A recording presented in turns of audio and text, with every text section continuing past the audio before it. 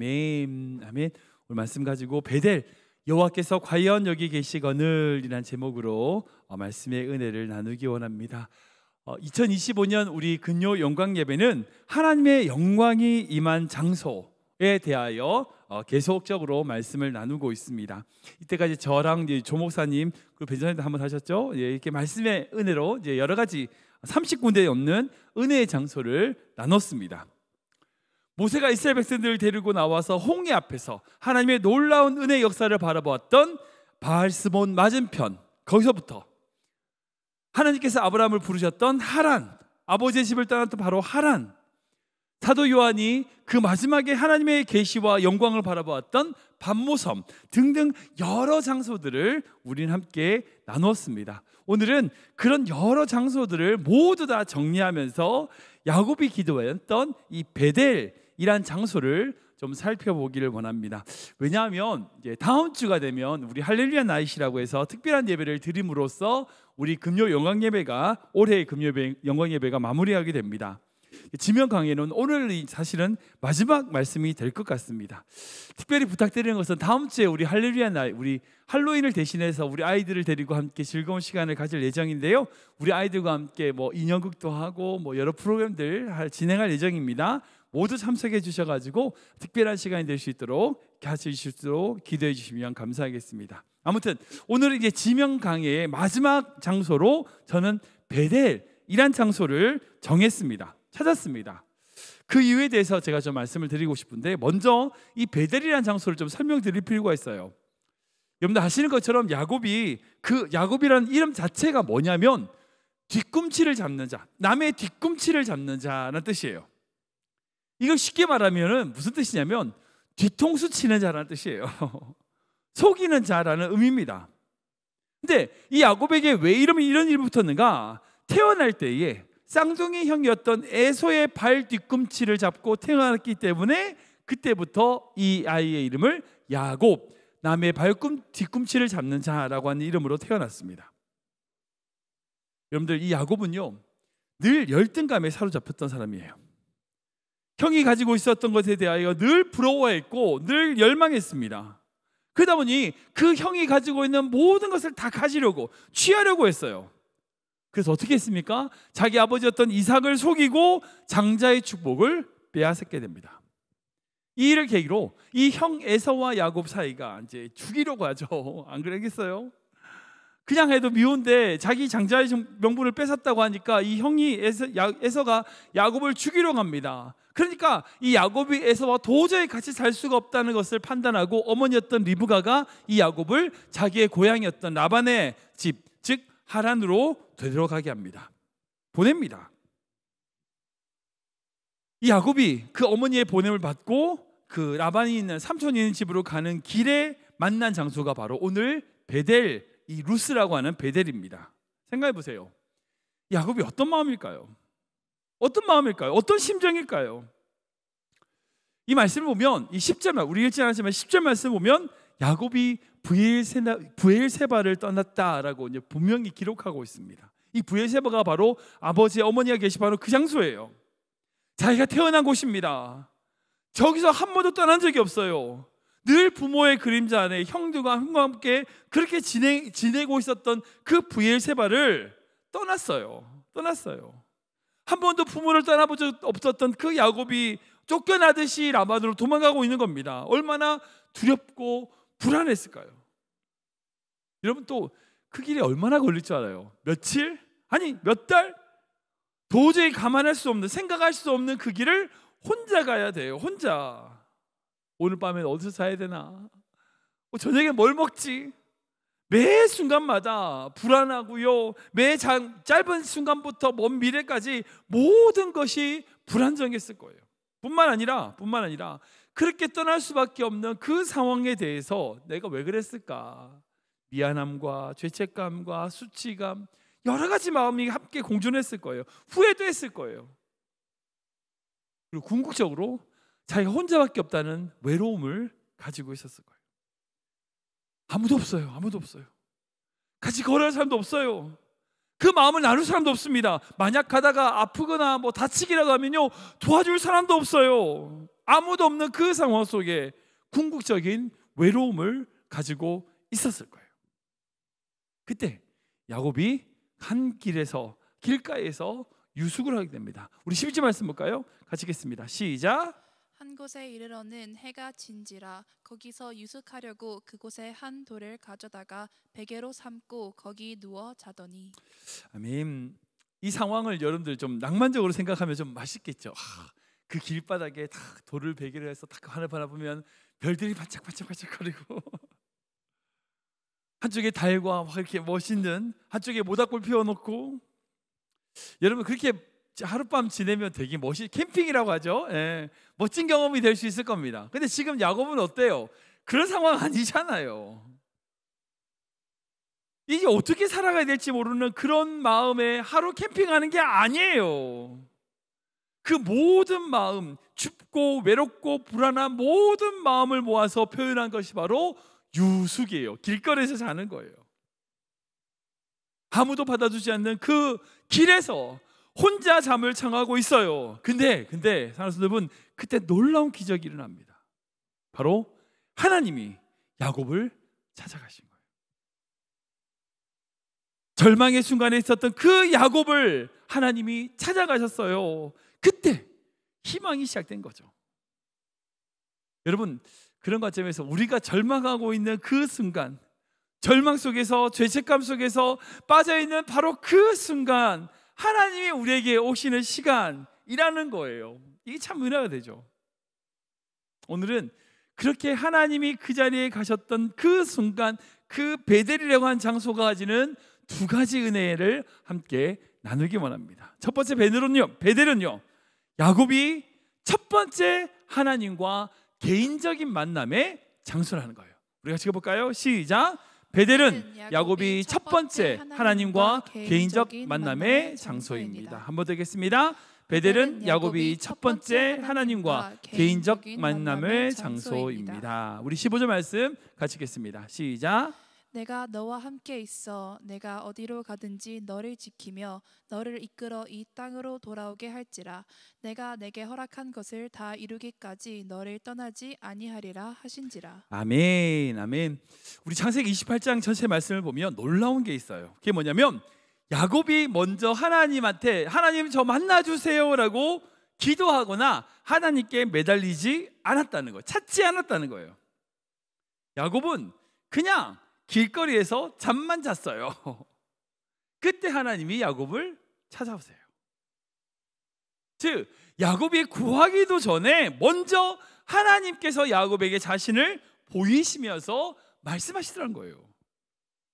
너의 조부, 너의 할아버지인 아브라함의 하나님이요 너의 아버지였던 이삭의 하나님이다. 내가 너에게 가나안 땅을 줄게. 복을 받을 거야. 야곱은 구하지도 않았습니다. 그때 하나님은 그런 약속을 하시면서 내가 너를 떠나지 않겠다라고 말씀하세요. 생각해보세요. 야곱에게 있어서 이 하나님은 어떤 하나님일까요? 어떤 하나님일까요? 할아버지의 하나님이에요. 할아버지 아브라함의 하나님이에요. 자기의 아버지 이삭의 하나님입니다. 그리고 자기의 어머니 리브가의 하나님이에요. 그리고 그 하나님을 믿었기 때문에 아버지 집을 떠난다는 것은 다른 말로 하나님이 계시는 집, 그 집을 떠나서 자기가 나온 거라고 생각하고 있었어요. 즉 하나님은 이삭과 자기 아버지 이삭과 함께 계시고 나는 그 하나님을 두고 가고 있었다는 거예요. 하나님으로 가고 있었다는 거예요. 그때 아니에요. 나는 거기를 떠나왔는데 떠나가라고 생각했는데 하나님은 자기가 있는 그 광야 가운데로 찾아오신 거예요. 이게 얼마나 큰 야곱에게 큰 힘이 됐을까요? 아무것도 가진 것 없고요 돌을 베개 삼아가지고 누워있는 그 순간에 하나님이 그렇게 찾아오신 것에 대하여 이 야곱이 얼마나 감격했을까요? 그리고 이렇게 고백하죠. 우리 10절 말씀 볼까요? 시작. 야곱이 잠에 깨어 이르되 여호와께서 과연 여기 계시거늘 내가 알지 못하였도다. 아멘, 아멘. 여러분 이 순간이 어떤 순간인지 아세요? 바로 할아버지의 하나님, 아버지의 하나님이었던, 어머니가 믿는 하나님이었던 그 하나님이 바로 나의 하나님이 되는 순간이에요. 기독교 교육학에 보면 여러 가지 발달 이론들이 있거든요. 발달 이론들이 참 많은데 그 중에 한 가지가 파울러의 신앙 발달 이론이라는 게 있어요. 이게 뭐냐면 우리의 믿음이 어떻게 성장하는가를 단계별로 정리해 놓은 그런 이론입니다. 이게 무슨 절대 법칙이 아니기 때문에 무조건 그렇다고 할 수 없지만 성경이라든지 역사에 나오는 인물들을 찾아보니까 이런 과정으로 성장하더라는 단계를 정해놓은 이론이에요. 근데 그 이론 중에 3단계가 뭐냐면 인습적, 관습적 신앙에서 4단계가 개별적, 반성적인 신앙으로 발달한다라고 이야기하고 있어요. 3단계는 어떤 단계냐면요, 인습적, 관습적이에요. 이 말은 뭐냐면 내가 배운 대로 믿는 거예요. 내가 배운 대로 관습적으로 그 사회나 그 문화의 영향을 받아서 형성된 신앙을 가지고 있는 거죠. 그게 3단계라면 4단계가 되면 뭐냐면 개별적, 반성적 신앙이에요. 이거 뭐냐면 내 개인이, 나 한 명이 하나님에 대한 경험과 어떤 세계관의 변화로 그 하나님을 개별적으로 만난다는 거예요. 이게 3단계에서 4단계로의 변화예요. 이거는 이제 삐아제로 보면 이게 구체적 조작기라고 형성되는 그 시기와 맞물려요. 아무튼 이 파울러의 신앙 발달 이론에서 3단계에서 4단계 넘어가는 게 정말 중요한데 이 단계의 변화가 바로 이 야곱의 상태와 똑같다고 할 수 있어요. 즉 아버지의 하나님, 할아버지의 하나님, 어머니한테 배웠던 그 하나님, 늘 배웠고 관습적으로 이해했던 그 하나님이 내가 광야 가운데 있는데 하나님을 만난 거예요.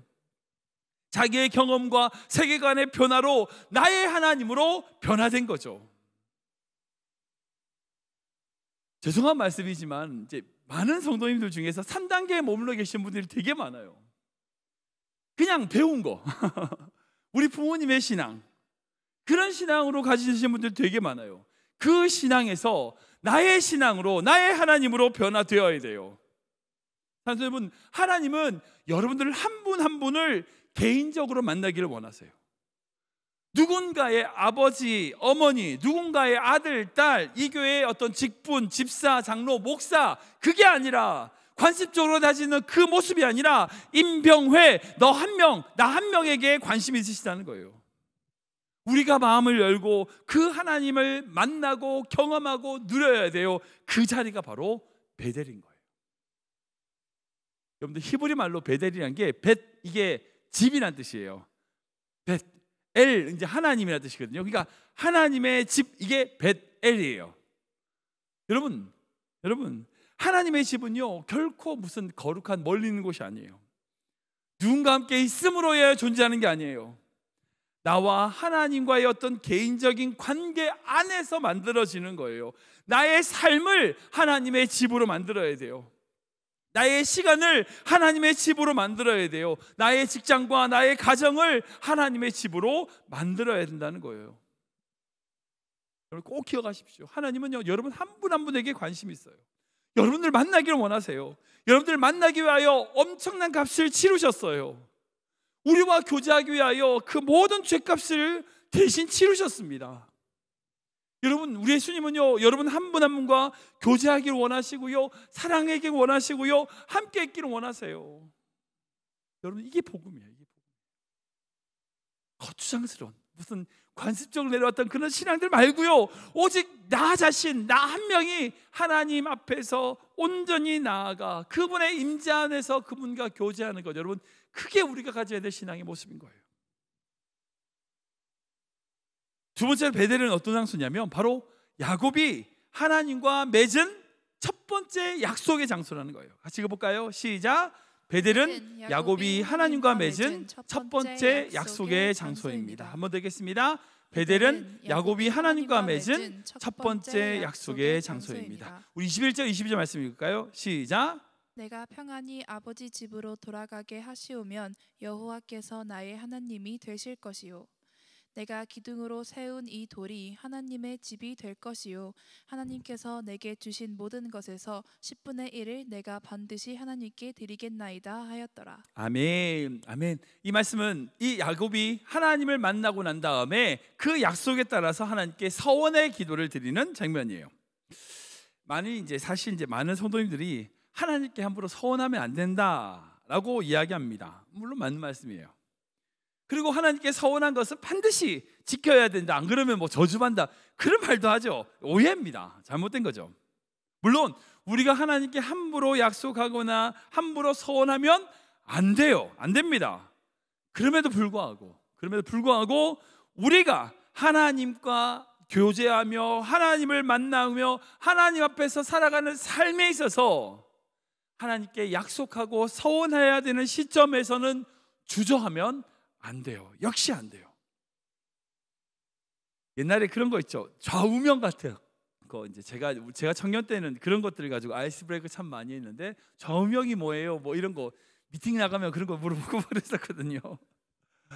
그런 거 이제 가족마다 이제 가훈 같은 거, 뭐 요즘 뭐 그런 거 없는 것 같은데 집마다 가훈 같은 거 써가지고 막 저희 집에는 저희 아버지가 이제 가훈이 뭐냐면 데살로니가서 5장에 있는 항상 기뻐하라, 쉬지 말고 기도하라, 범사에 감사, 이게 가훈이었어요.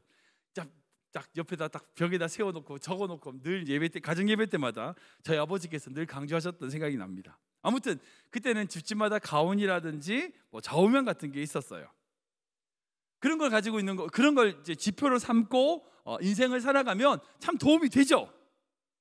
사실 이제 하나님 앞에 어떤 약속을 한다는 것은요, 우리가 가졌던 가훈이라든지 좌우명보다는요 더 비교할 수 없을 만큼 중요한 겁니다. 왜? 하나님과 약속하는 거니까. 전지전능하신 그 하나님 앞에 나의 삶을 약속하는 거니까 이건 정말 중요한 약속인 거죠. 근데 우리가 하나님 앞에 그렇게 서원기도, 약속의 기도를 드리지만 우리가 잘못 드릴 때가 참 많이 있어요. 여러분, 서원기도를 마치 하나님과 무슨 계약 맺는 것처럼 하면 안 돼요. 하나님, 저한테 이거 해주시면 제가 그러면 이거 할게요. 여러분, 이렇게 계약하는 식이 맞을까요? 아니면 마치 경매하듯이 이해관계 따지듯이 서원기도하는 것이 맞을까요? 아니에요. 그렇게 하면 안 돼요. 서원에 있어서 가장 중요한 약속, 원리가 있어요. 그게 뭐냐면 그 서원기도의 전제가 내가 바라는 것이 아니라 하나님의 약속을 붙드는 것이 돼야 돼요. 다시 말해서 서원기도는요, 매우 중요한 것은 선행되는 것이 내가 원하는 것이 아니라 하나님의 약속에 근거해야 돼요. 하나님의 약속이 먼저인 거예요. 그러니까 오늘 본문도 마찬가지예요. 그러니까 하나님이 그 야곱에게 말씀하시기에 뭐라고 말씀하시냐면 이렇게 말씀하시거든요. 13, 14절 같이 읽겠습니다. 시작. 또 본즉 여호와께서 그 위에 서서 이르시되 나는 여호와니 너의 조부 아브라함의 하나님이요 이삭의 하나님이라. 내가 누워 있는 땅을 내가 너와 내 자손에게 주리니 내 자손이 땅의 티끌같이 되어 내가 서쪽과 동쪽과 북쪽과 남쪽으로 퍼져 나갈지며 땅의 모든 족속이 너와 내 자손으로 말미암아 복을 받으리라. 아멘. 하나님께서 야곱에게 이렇게 말씀하십니다. 내가 누워 있는 땅 내 자손에게 주리라. 네가 어디로 가든지 복을 받으리라. 내가 널 절대 떠나지 않을 거야. 이런 약속을 주세요. 그리고 야곱이 이 약속을 붙들고 하나님께 약속합니다. 하나님, 그 약속이 저한테 이루어지면 제가 이렇게 살겠습니다 라고 결단하는 거예요. 하나님의 그 약속을 내가 갖겠습니다. 그 약속대로 이루어진다면 제가 이 세 가지를 하겠습니다 라고 말하면서 성전의 기둥을 삼고 뭐 이렇게 11조를 드리고 이런 예배를 드리겠다고 약속하는 것을 볼 수 있어요. 즉 우리가 서원기도 할 때 전제가 우리가 갖고 싶은 게 아니라 하나님이 우리에게 약속하신 것을 전제로 기도해야 돼요. 즉 우리가 하나님의 은혜 가운데 레마의 말씀, 나에게 주시는 그 개인적인 말씀을 주신 약속을 붙들고 그 약속에 따라서 나의 삶을 주님께 올려드리는 기도가 바로 서원 기도가 되는 거죠. 여러분, 이런 신앙이 바로 성숙된 신앙의 모습이에요. 서원 기도한다고 해서 다 목회자들은 그 얘기가 아니에요. 우리는 날마다 어찌 보면 하나님 앞에 그 약속을 붙들고 살아야 돼요. 그리고 약속을 이루기 위하여 하나님 앞에 또다시 우리의 서원 기도를 드려야 되는 거죠. 제가 목회자로서 늘 보면 그런 분들이 계세요. 제가 지금 부사역자를 오래 했으니까 보면 늘 그 자리에 머물러 계시는 분들이 있어요. 나름대로 뭐 봉사도 하고요, 교회 출석도 잘하고요, 모범적인 가정과 모범적인 직장 생활, 모범적인 삶을 살아가는데 신앙이 성장하지 않아. 늘 그 자리에 있어요. 늘 그 자리에 머물러 있어요.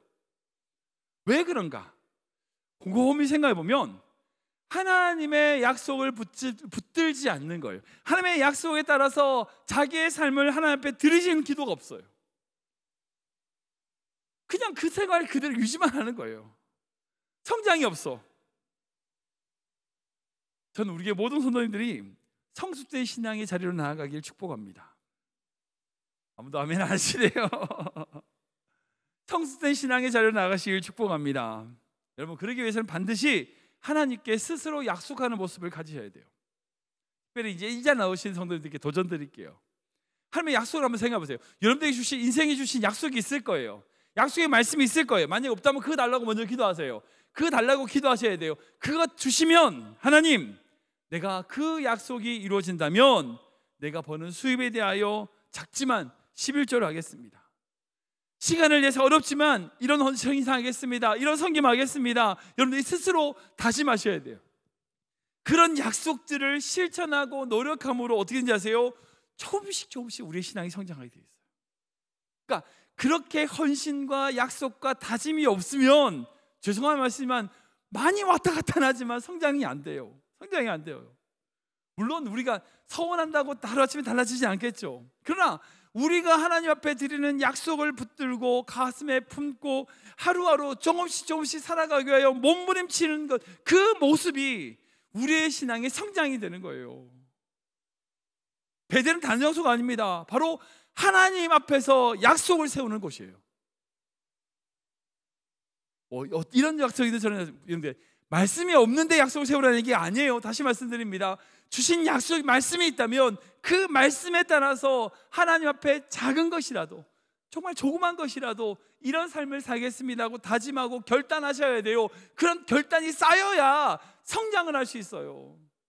늘 교회는 다니면서 늘 섬기기도 하면서 그저 그런 믿음의 생활의 삶이 끝나는 것이 아니라 정말 하나님이 원하시는 성장할 수 있는 모습이 바로 그런 사람의 모습이라는 거죠. 그런 약속을 세우는 기도를 말미암아 그것은요, 우리가 가진 특권이에요. 특권. 우리 모든 성도님들이 하나님 앞에 드린 그 약속의 기도를 통하여 더 큰, 주님이 예배하신 더 큰 축복을 누리는 귀한 성도 되시길 주님으로 축원합니다. 아멘. 말씀을 정리하겠습니다. 하나님을 만나는 특별한 은혜의 장소들이 있죠. 너무 귀한 장소들이 참 많이 있습니다. 저 개인적으로는 저는 이제 작년에도 다녔는데 필리핀 바기오라고 하는 장소가 제 인생에서 가장 특별한 장소였어요. 그때 하나님을 만났고 하나님을 경험했습니다. 그렇게 은혜의 장소, 특별한 장소들이 있죠. 그게 잘못되거나 틀린 건 아닙니다. 제가 이제 2000년대 그 초반에 한국에서 사역할 때에 한국 교회에 되게 알려진 곳이 있어요. 바로 프랑스 떼제 공동체라고 하는 곳입니다. 혹시 들어보셨는지 모르겠어요. 떼제. 이건요, 프랑스 동부의 작은 시골 마을인데 그 떼제라고 하는 곳에 로렌 수사라고 하는, 노제 수사라고 하시는 분이 전쟁으로, 2차 세계대전 그 당시에 전쟁으로 고통받았던 피난민들을 돕기 위하여 세워진 수도원이에요. 근데 여기가 초교파적인 수도원이거든요. 근데 여기서 정말 귀한 예배를 드려요. 어떻게 하냐면 정말 그곳에 악기도 없이 젊은 이제 남자 찬양을 잘하시는 젊은 수사들이 목소리로만 찬양을 하는 것으로 유명합니다. 이제 사진을 보여드릴게요. 여기가 떼제 공동체예요. 의자가 없어요. 바닥에 쭉 앉습니다. 그리고 가운데, 다음 사진, 가운데 수사들이 흰 옷을 입고 쭉 등장을 해요. 다음 사진, 이렇게 쭉 앉으면 그 가운데 있는 수사들이 악기도 없어요. 아카펠라로, 그 천정이 높은 곳이니까 잘 울리거든요. 거기서 이제 사랑의 나눔 있는 곳에, 이 찬양 아시죠? 이게 떼제 공동체의 노래거든요. 이런 찬양들을 그냥 계속 반복적인 마이너 음악을 계속 반복해서 찬양을 드리면서 같이 찬양을 해요. 모든 성도들이 다 촛불을 들고 그곳에서 그런 찬양을 하면요, 그곳에 하나님의 임재를 느낄 수 있어요. 그 찬양의 울림이 그 공간에 꽉 차면요, 정말 하나님의 임재가 그곳에 확 밀려와요. 그래서 많은 성도들이, 한국의 많은 교회 성도들이 정말 그곳을 많이 찾아가요. 지금도 제가 찾아보니까 매 주마다 약 5,000명이 넘는 예배자들이 그곳에 모여서 하나님의 임재를 체험하고 예배를 드린다라고 하더라고요. 그와 유사한 것이 미국에도 있죠. 바로 여러분 아시는 것처럼 혹시 아시는지 모르겠어요. 아이압이라고 하는 단체입니다. 인터내셔널 하우스 오브 프레이어라고 하고 국제 기도의 집이라고 하는 곳. 그러니까 24시간 쉬지 않고 예배와 찬양을 드리는 장소로 아주 유명한 곳이었어요. 그곳에서 되게 은혜 받는 수많은 성도들이 있었습니다. 제가 LA 사회 갈 때 꼭 그런 분이 계셨어요. 그러니까 교회에서 예배를 드리다가 은혜가 좀 딸린다. 그럼 거기로 가요. 캔사스 가가지고 거기서 일주일, 3일 예배 드리고 돌아오면 얼굴이 확 살아나고 다시 저기서 지내다가 또 지치면 다시 은혜 받으러 가고. 근데 그게 모습이 맞을까요? 그 모습이 맞을까요? 죄송한 말씀이지만 그곳에서 하나님의 임재를 느끼고 그곳에만 하나님이 함께 하신다? 아니에요. 왜냐하면 그곳에서 누리는 것이 어찌 보면 그곳에만 가지고 있는 어떤 감정적인 기분일 수도 있어요. 한국의 자기의 예배당에서는 예배를 못 드리고 굳이 비행기를 타고 몇 시간을 날아가서 프랑스 떼제에 가서 예배를 드려야 하나님을 만날 수 있다면 그 하나님이 도대체 어떤 하나님이에요? 우리가 예배드리는 장소에서 예배드리지 못하고 그 아이압에 가서만 하나님을 만난다면 그 하나님이 도대체 어떤 하나님인 거예요?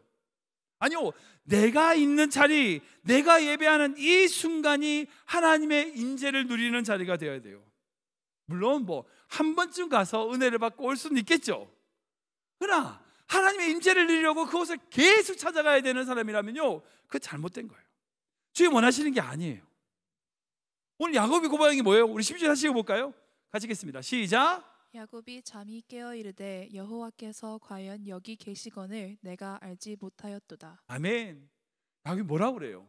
아버지의 집 그 자리가 아니라 자기가 있는 그 자리, 광야 한가운데 유숙하고 있는 바로 그곳에 하나님이 계시다는 거예요. 성경을 보면 수많은 은혜의 장소들이 있습니다. 우리 이제 금요예배 때 이제 30군데를 찾았으니까 홈페이지 가시면 30군데 여러 개의 은혜의 장소를 우리가 볼 수 있어요. 근데 여러분, 그런 은혜의 장소도 중요하지만요, 지금 우리가 있는 이 자리가 영광이 머무는 자리가 되어야 돼요. 우리 교회가 그런 자리가 되어야 되고요, 여러분들 가정이 그런 자리가 되어야 돼요. 여러분들 삶의 시간이 그런 자리가 되어야 됩니다. 야곱은 그걸 깨달은 거예요. 아버지 집에 있던 그 하나님이 아니라 내가 어디를 가든지 내가 어느 곳에 있든지 그곳이 하나님의 자리라는 거예요. 좋은 시스템과 좋은 예배, 그런 감정적인 예배가 드리는 그 장소가 아니라 내가 살아가는 삶의 현장에서 하나님을 누리셔야 된다는 거예요. 그곳에서 영광을 바라봐야 된다는 거예요. 우리 금요 영광 예배를 마치면서 전 우리 모든 성도님들이 여러분들의 삶의 자리를 베델로 만드시는 귀한 성도 되시길 축원합니다. 그러면 두 가지를 하세요. 꼭 하세요. 여러분들 개인적으로 하나님을 만나셔야 돼요. 누가 가르쳐주고 누가 배워주는 신앙이 아니라 개인적으로 하나님 나의 삶의 주인 되십니다. 나의 삶의 모든 것 되십니다. 여러분들 개인적인 신앙의 모습으로 주님을 만나셔야 돼요. 그리고 그 하나님을 만났다면 작은 약속이라도 하세요. 하나님께. 하나님, 제가 할 수 있는 건 많이 없지만 이거 하나 할게요. 찬양팀으로 봉사할게요. 11조 드릴게요. 감사헌금 할게요. 어디 교회 와서 청소할게요. 아니, 우리 자녀들 위해서 기도하는 시간을 이렇게 가질게요. 이렇게 말씀 볼게요. 여러분들 작은 것이라도 하나 실천하셔야 돼요. 작은 약속이라도 주님께 들으셔야 돼요. 여러분, 그렇게 해야 여러분들 신앙이 성장할 수 있어요. 그러게 모든 성도들이 여러분들의 삶의 자리를 하나님의 집 베델로 만드는 귀한 믿음의 성도 되시길 주님을 축원합니다.